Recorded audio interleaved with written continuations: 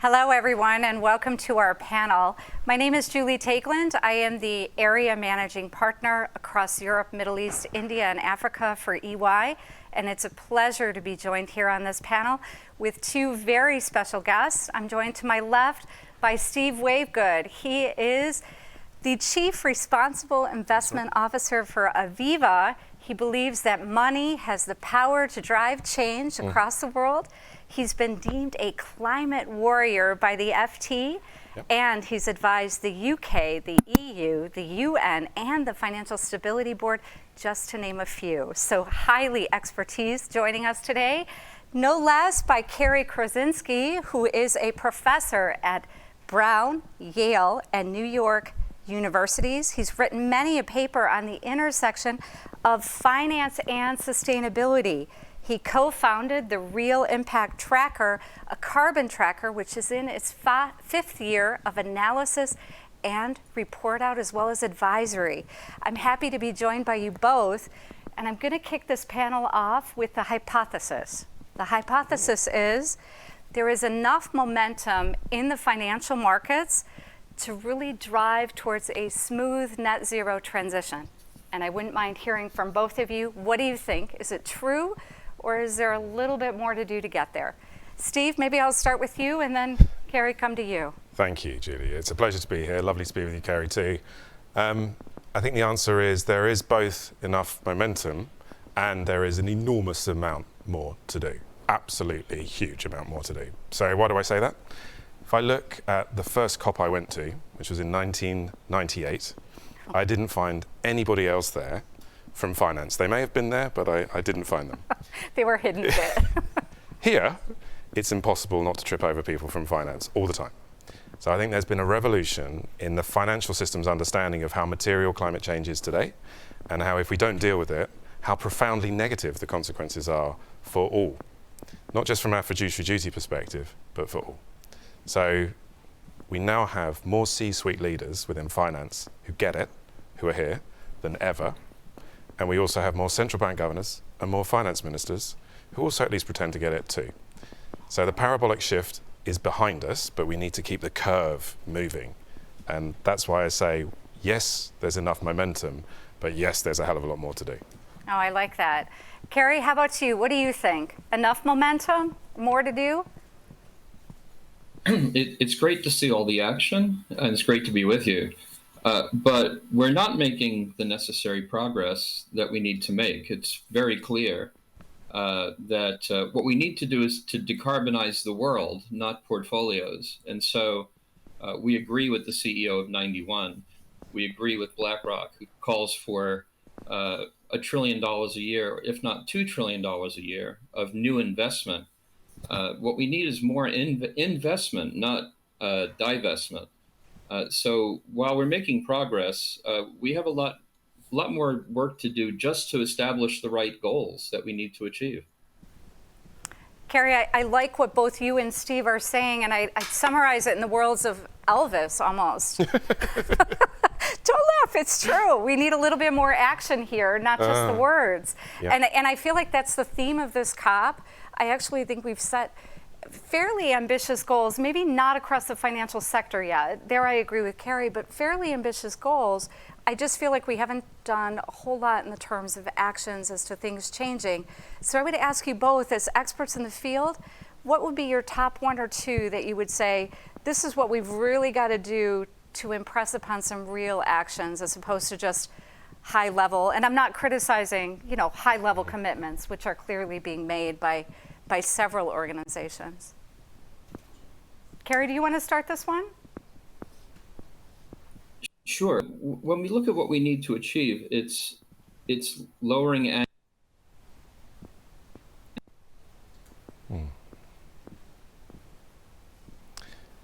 Shall I? Yeah, Steve. While we get Cary back online there. Get him back.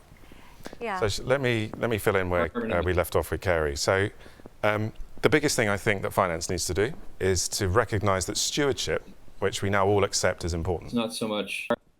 I think. So stewardship that we all accept as important isn't just micro stewardship to the individual companies.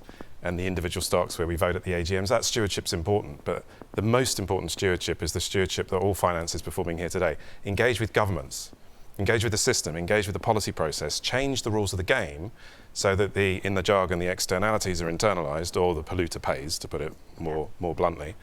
And when we lend money to governments, when they ask us for hundreds of millions of pounds, hundreds of billions of pounds, we should say, yes, fine, but how's your NDC? What are you doing about that deforestation? When are you going to create a cost of carbon? Why aren't you a member of NGFS? And so on. Why don't we do macro stewardship more? As a system, we don't deliver it. We need to raise our game. Oh, I like that. So you're saying not just at the micro level of portfolio, which is a little bit where Gary was going with his comments, but do it at the macro level. So can I ask you, do they not do it today because there's no incentive to do it, or because it doesn't make enough money? So they haven't done it because the whole of the SRI movement started with equities, and then it did a little bit of corporate bonds, and now it's beginning to look at real assets. We've missed sovereigns. We've also missed derivatives, by the way, but we've missed sovereigns. So it's partly its history. Significantly, as you suggest, it's demand. And demand, even the regulatory demand that we're placed upon, it's only recently that the Stewardship Code even was brought into existence. And it's only the last draft that says that we should be a good steward across all asset classes, which of course means sovereign debt. So it's recent as a concept. We haven't realized our potential. Finance has huge power, and it has political power too. And we can support the political leaders and challenge the laggards, and we haven't been doing that at all. And what do you think it would take for financial institutions and organizations, not just governmental banked financial institutions, to step up to do this? What change is required? So, how long have you got? So, we've all talked about the duty that we have to be good fiduciaries, our fiduciary duty, the duty to be reasonable people and so on. Now, that duty we've all been talking about from an ESG perspective now for about 20 years. Yes. There is an equal duty, particularly in Europe, but not just there, to have a duty to maintain market integrity. Sorry to be a geek, but it exists. It normally means integrity from an ethical perspective, not mis-selling, not front-running, not insider trading, that kind of thing. But in the context of climate change, which is obviously why we're here, integrity means two things, not just ethical integrity, but structural integrity too. The noun means two things.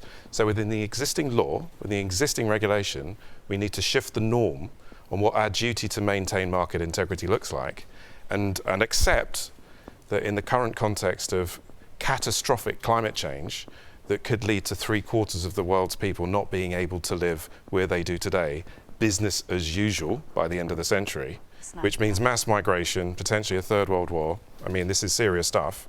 That clearly will be damaging market integrity. What are we going to do about that? It's not our job to regulate, but it is our job to persuade those whose job it is to do it better.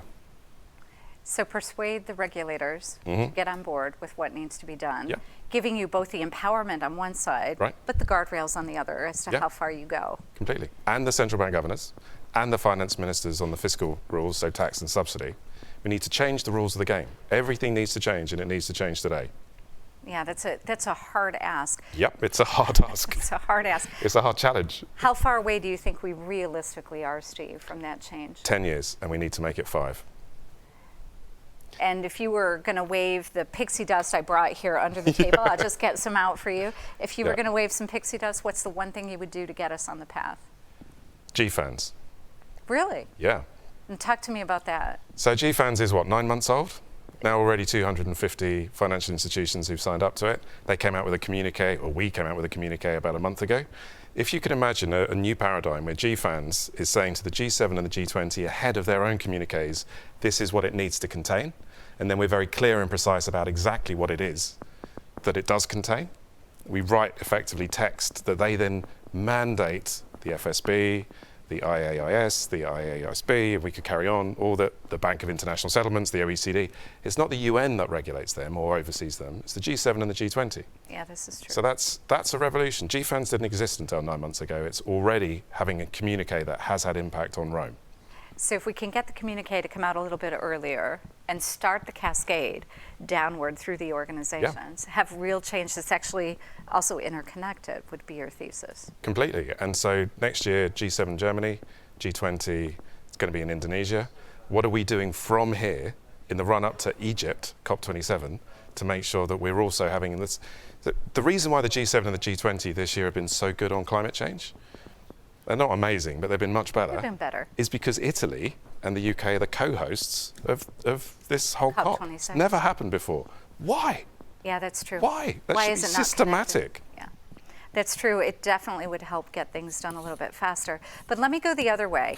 You and I both know that from a business perspective, it's about managing a smooth transition. We're not going to be able to take my pixie dust, throw it out there, and everything's going to change. How do we do this in a way that preserves national economies, jobs, while developing that green economy? What's your view on the speed? You're saying go from 10 to 5. I like that, have the time. But it's also giving 5 years to transition. What else is in there, do you think? So I think the pixie dust has been around for 5 years. If you'd asked me the same question 5 years ago, I'd have said 50 years. So what Mark Carney so it's has working. done That dust is the pixie working. dust Good job. is already Good job. working. Yeah. So the answer to your question is, of course, the just transition. We need to make sure that there is justice, equality, that we engage with the individuals whose jobs are going to be lost, the communities, the sectors. In the context of the UN, there's 196 signatory countries. Yes. Roughly 165 of them consider themselves democracies. For all of them where that's genuine, the next election needs to continue to vote for change. And if there isn't that vote, if people don't come with us, if they're not supporting it, the transition won't happen at all, let alone whether it's just. I agree with that. I think there's a real impetus now to take people with us on this journey in a positive sense. I have a real hope, Steve, I don't know if it's going to happen, but out of this COP26 that there are a few positive messages that can reach the wider public about the good that we're doing. And that would bring me to the next topic. I think one of the things that doesn't get enough focus on this transition is the role that financial institutions, financial markets play in driving and supporting innovation. I don't think we can regulate ourselves out of this transition. I think a little bit has to be driven through innovation, new services, new products that happen to be climate neutral and help us get there faster. What role do you see financial institutions playing in this?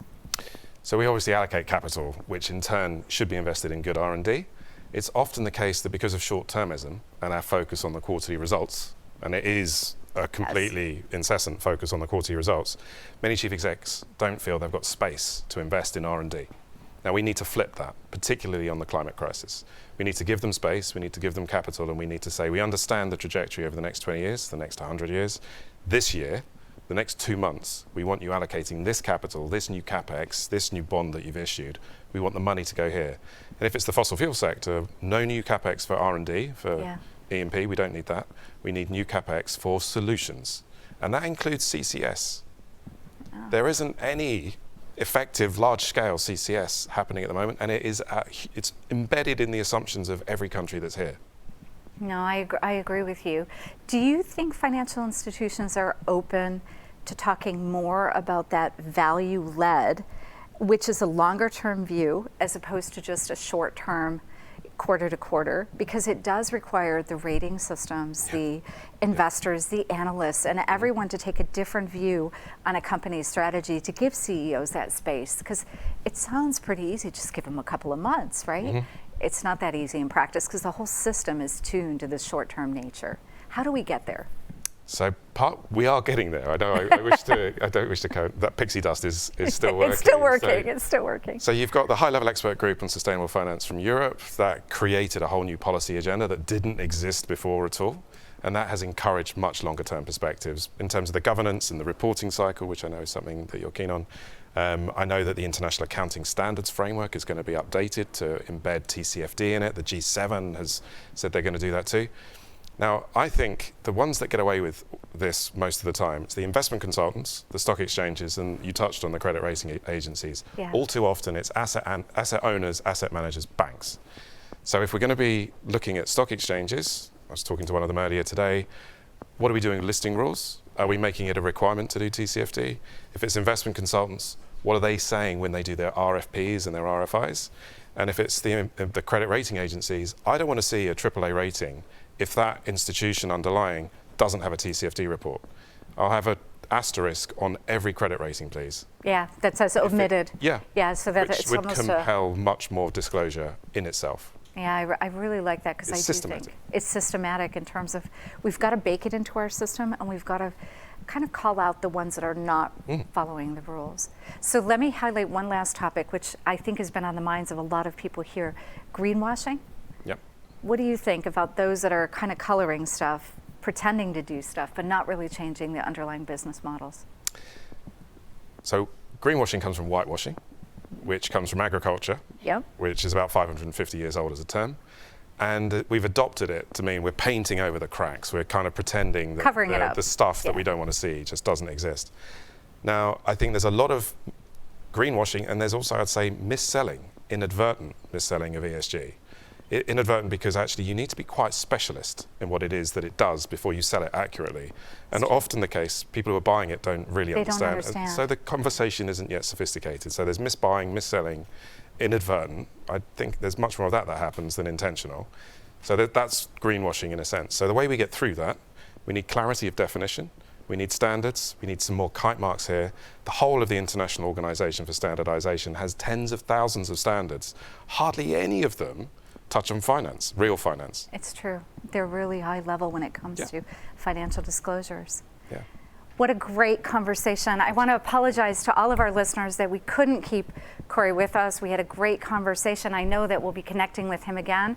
Steve, it was great to have you. I really like where you're going and feel financial institutions have a real role to play in getting us to a stronger, healthier green economy. Thank you all for joining us and look forward to more soon.